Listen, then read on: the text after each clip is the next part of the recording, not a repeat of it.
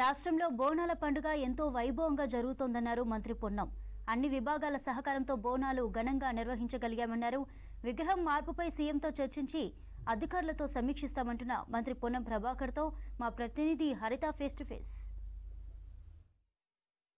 ఉజ్జయిని మహంకాళి అమ్మవారి జాతర ఎంతో ఘనంగా జరిగింది. అయితే కొద్దిసేపటి క్రితమే రంగం కార్యక్రమం కూడా పూర్తయింది. దీనికి సంబంధించి మనతో మాట్లాడడానికి మంత్రి పొన్నం ప్రభాకర్ ఉన్నారు. సార్ చెప్పండి, సికింద్రాబాద్ ఉజ్జయిని మహంకాళి టెంపుల్ మొత్తం కూడా చాలా ఘనంగా జరిగింది. బోనాలు ఈ సంవత్సరం ఎట్లా అనిపించింది సార్ మీరు పాల్గొనడం? చాలా బాగైంది. భక్తులందరూ కూడా సంతోషంగా, ఈవెన్ ఆఖరి రంగం దాకా కూడా కార్యక్రమం చాలా బాగా జరిగింది. అందరూ కూడా సహకరించారు.